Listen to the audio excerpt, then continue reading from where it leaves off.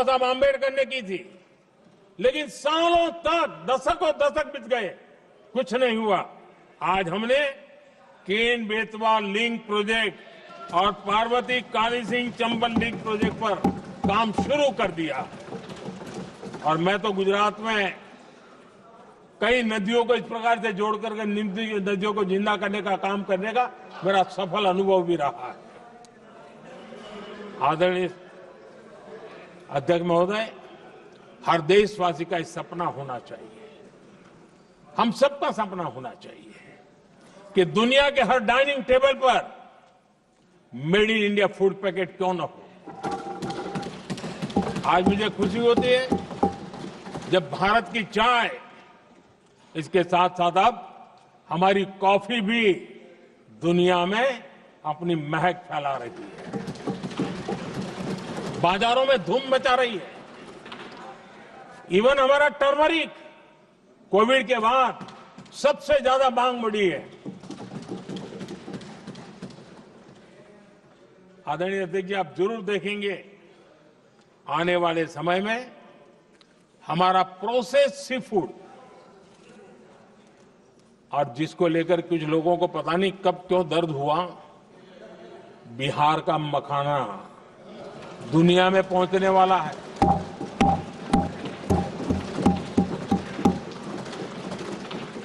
हमारा मोटा अनाज यानी श्री अन्न, ये भी दुनिया के बाजारों में भारत की शान बढ़ाएगा। आदरणीय अध्यक्ष महोदय, विकसित भारत के लिए फ्यूचर रेडी शहर वो भी बहुत जरूरी है। हमारा देश बहुत तेजी से अर्बनाइजेशन की ओर बढ़ रहा है और इसे चुनौती और संकट नहीं मानना चाहिए, इसे अवसर मानना चाहिए और हमने उस दिशा में काम आगे करना चाहिए। इंफ्रास्ट्रक्चर का विस्तार अवसरों का प्रसार होता है।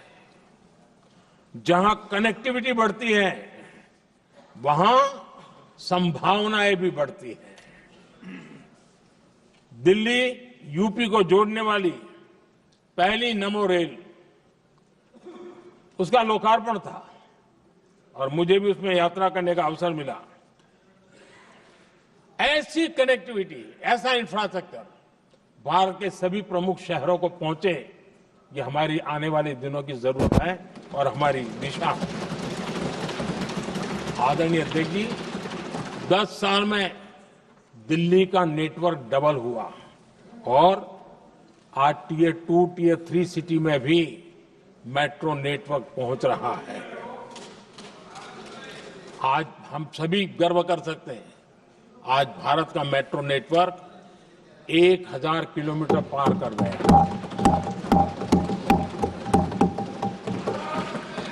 और इतना ही नहीं, वर्तमान में 1000 किलोमीटर और उस पर भी काम चल रहा है। यानी हम कितना तेजी से आगे बढ़ रहे हैं। आदरणीय अध्यक्ष जी, प्रदूषण को कम करने की दिशा में भी कई इनिशिएटिव भारत सरकार ने लिए। 12,000 इलेक्ट्रिक बस हमने देश में दौड़ाना शुरू किया है और दिल्ली को भी बड़ी सेवा करी है, हमने दिल्ली को भी दिया है।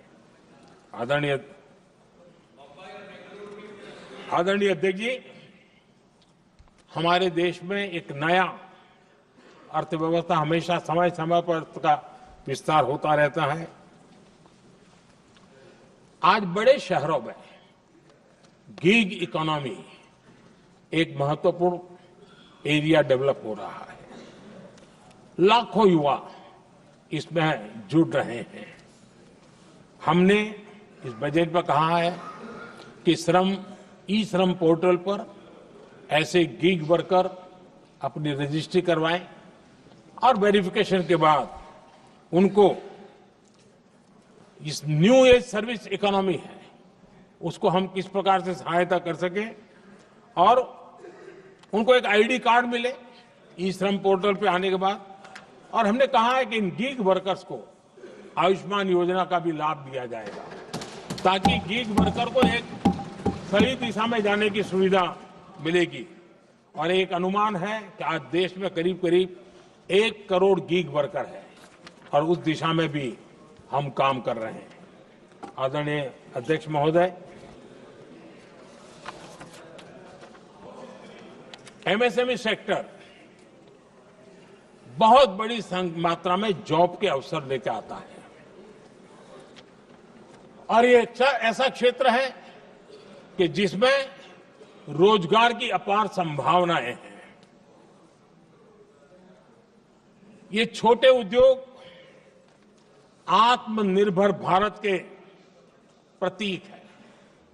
देश की अर्थव्यवस्था में हमारा एमएसएमई सेक्टर बहुत बड़ा योगदान दे रहा है। हमारी नीति साफ है, एमएसएमई को सरलता, सहूलियत और संबल, एक ऐसा क्षेत्र है जिसमें रोजगार की संभावना है।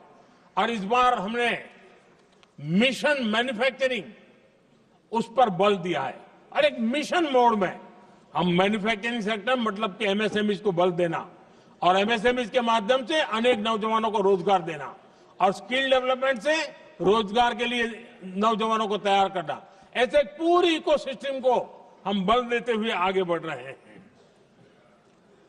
एमएसएमई सेक्टर में सुधार के लिए कई पहलुओं पर हमने काम शुरू किया है। एमएसएमई के लिए क्राइटेरिया 2006 में बनाया गया था, उसे अपडेट नहीं किया गया। पिछले 10 वर्षों में इस क्राइटेरिया में हमने 2 बार अपग्रेडेशन करने का प्रयास किया और इस बार एक बहुत बड़ा जंप लगाया है। पहली बार